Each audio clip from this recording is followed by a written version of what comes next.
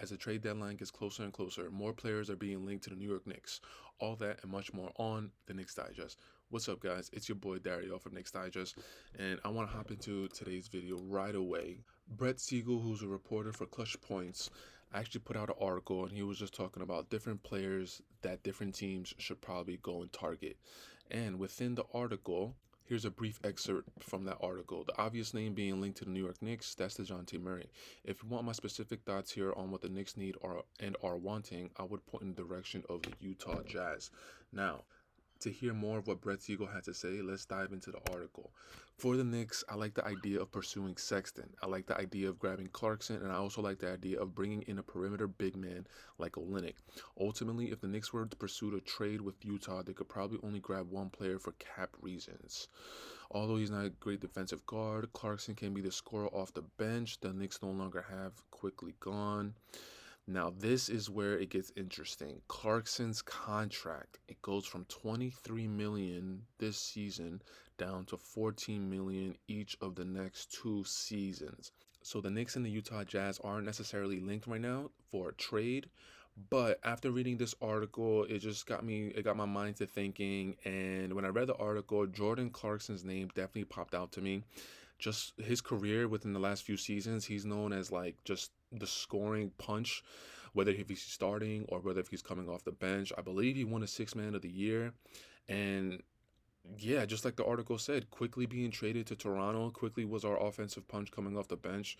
When quickly got into the game, automatically you know he was going to be jacking it up, and you know that he was going to be putting the ball in the bucket. And right now we don't necessarily have that. Josh Hart is coming off the bench, but Josh Hart isn't necessarily a scoring guard.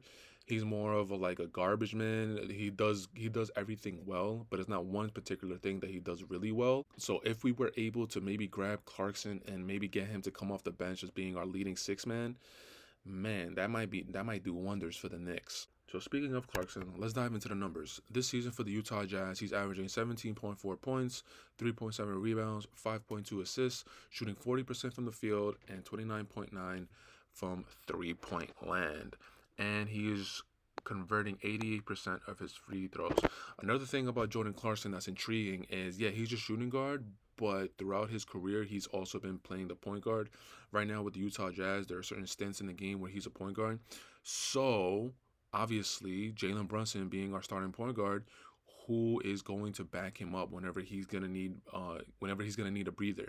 Right now, it's Deuce. And last night in the video I posted for the post game against the Blazers, where the Knicks just completely throttled them, one of the concerns I was talking about was Deuce coming off the bench, and as far as the playoff minutes and the responsibility and the different types of minutes that those playoff minutes are going to be. Jordan Clarkson has been in the playoffs numerous times. He went to the playoffs with LeBron James when he was with Cleveland. Like, he knows that responsibility. He understands the type of stress and the type of minutes that those playoff minutes are going to be. So I don't know. That might be a viable option to try and go get him at the trade deadline. And as far as those numbers, Jordan Clarkson's field goal percentage was hovering around 40%. But as far as the field goal attempts, he was attempting 15. So again, the volume of shots is definitely there. And as for the 3-point, averaging 29.9, and he's taking around 5.5 threes per game. The article also mentions another player, and we're talking about Collin Sexton. And of course, let's dive into the numbers. Collin Sexton for the Utah Jazz right now averaging 16 points, 2.6 rebounds, 3.8 assists, shooting 47% from the field, 34% from three-point, and is converting 88.5% of his free throws. Now, for Collin Sexton, the field goal percentage hovering around 47%. He's actually attempting 11 and a half field goal attempts. So, yeah, that the volume of shots is definitely there. For three-point, he's hovering around 34%, and he's attempting about 4 threes per game. Collin Sexton is definitely an interesting player. From what I've seen in his career, he's known as a defensive player. There have been numerous highlights of him on the internet, on Twitter, just like getting overly excited whenever he has to defend somebody, and he enjoys the assignment of trying to shut someone down. Collin Sexton is listed as a shooting guard, but for most of his career, he's been the point guard. In Cleveland, he was the point guard. Utah right now, he's being the point guard. And I don't know. If we somehow maybe try and go get him, what can he bring to a team? Like I said, defensive prowess. I mean, we have Quentin Grimes right now. He's not our primary perimeter defender right now. OG Anunoby took over that role, and Quentin Grimes, I guess, if you want to say that he's the primary perimeter defender coming off the bench, you can say that. But OG is definitely the leader as far as guarding the perimeter defender. So if we get Collin Sexton, that'll be another perimeter defender that we add to the roster. I mean, you can never have too many defenders.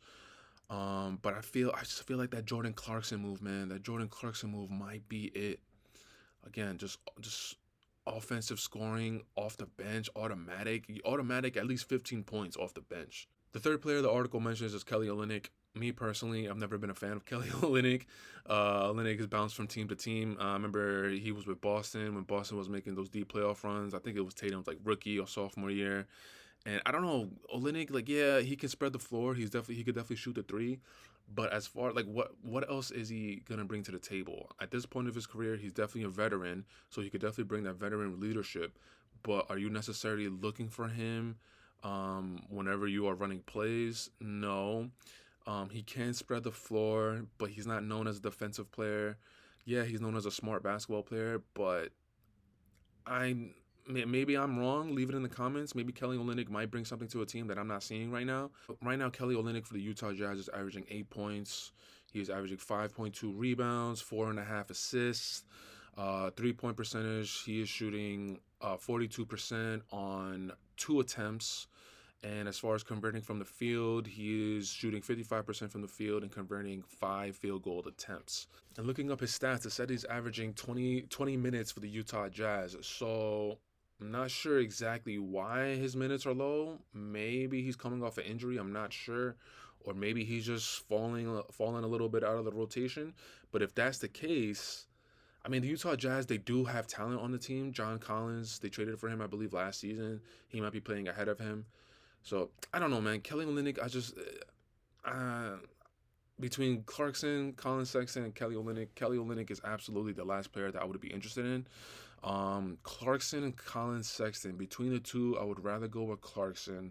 Collin Sexton wouldn't be a bad grab, but depending on the players we give up, it'll be interesting to see what we do at the trade deadline coming up. In one of our most recent videos, Chris and I, we had a little bit of a dialogue of players that Leon Rose is probably going to target, and we felt that it's going to be someone that is not even on our radar, somebody completely out of left field. The Jordan Clarkson, Collin Sexton, I feel like nobody really talked about, nobody really had on their radar. So this kind of would make sense with Leon Rose. And like we saw in the report, Jordan Clarkson's contract this year is like 20, and then the next 2 seasons it goes down to like 14 million. So we know that Leon Rose is definitely gonna like that.